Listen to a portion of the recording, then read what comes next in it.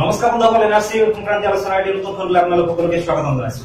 আজি মহামান্য উচ্চতম ন্যায়ালয়ত এনআৰচি সংক্ৰান্তীয় কেছ নম্বৰ 274/2009 শুনানি আছিল আৰু এই শুনানিত এনআৰচি ষ্টেট কোঅৰ্ডিনেটৰ প্ৰতীক হাজেলাই তেওঁৰ এটি বিশেষ প্ৰতিবেদন দাখিল কৰিছে আৰু এই প্ৰতিবেদনত উল্লেখ কৰিছে যে এনআৰচিৰ যি ক্লেইম এণ্ড অবজেকশ্যন, এই ক্লেইম এণ্ড অবজেকশ্যনত যি 14টা নথি আৰু লগতে এটি সাপোৰ্টিং ডকুমেণ্ট আছিল, অৰ্থাৎ সম্পূৰ্ণ যি 15টা নথি, এই 15টা নথিৰ ভিতৰত তেওঁ 10টা নথি তেওঁ এটি লিষ্ট কৰি দিছে আৰু যি 10টা নথি তেওঁ উল্লেখ কৰিছে যে তেওঁ প্ৰতিবেদনত উল্লেখ কৰিছে যে সেই 10টা নথিৰ জৰিয়তে ক্লেইম এণ্ড অবজেকশ্যন পেৰিয়ডত যিসকল ব্যক্তিৰ নাম সম্পূৰ্ণ এনআৰচি খচৰাত নাম প্ৰকাশ হোৱা নাই, সেই ব্যক্তিসকল এনআৰচি খচৰাত প্ৰকাশ নিজৰ নাম অন্তৰ্ভুক্তি কৰাৰ কাৰণে তেওঁলোকে আবেদন কৰিব পাৰিব।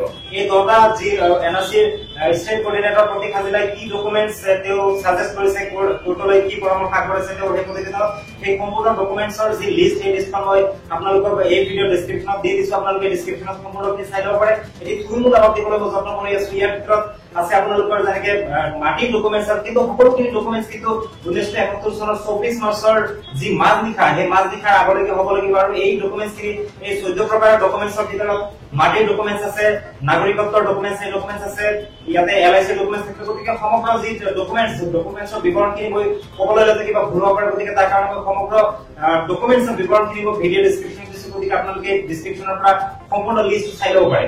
আৰু যি এছঅপি সম্বন্ধীয় যি আলোচনা, যি এনআৰচিৰ যি কেছ আছিলে, সেই কেছত জাষ্টিছ ৰহিন্তন পলি নৰিমন আৰু ৰঞ্জন গগৈৰ যি খণ্ড বিচাৰপীঠত এই বিচাৰ আছিলে, এই শুনানি আছিল। আৰু এই শুনানিত তেওঁ এটা কথা উল্লেখ কৰিছে যে যেতিয়ালৈকে এছঅপি বা মডেলিটিজ সম্পূৰ্ণৰূপে তৈয়াৰ নহয়, তেতিয়ালৈকে যি এনআৰচি ক্লেইম এণ্ড অবজেকশ্যনৰ যি ফৰ্ম এতিয়ালৈকে ৰাজ্যৰ মাজত বিলাই দিয়া হৈছিলে বা এনআৰচি যি অফিচিয়েল ৱেবছাইট আছে, ৱেবছাইটত উপলব্ধ কৰা হৈছিল আৰু ৰাজ্যক সেই ফৰ্মসমূহ ফিল আপ কৰি পেলাই জমা দিবৰ কাৰণে কোৱা হৈছিলে।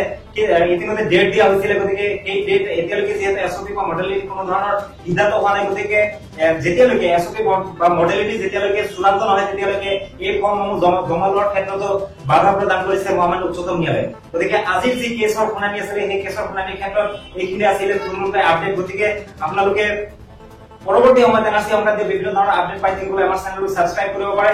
আৰু আজিৰ ভিডিঅ'টো যদি ভাল লাগিছে বা বিভিন্নজনক আপোনালোকৰ নিজৰ ওচৰৰ বা আপোনালোকৰ সকলো মানুহখিনিক এই খবৰটো দিয়াৰ কাৰণে ভিডিঅ'টো শ্বেয়াৰ কৰিব পাৰে। আৰু পৰৱৰ্তী সময়ত লগ পাম বুলি আশা কৰিছো। ধন্যবাদ।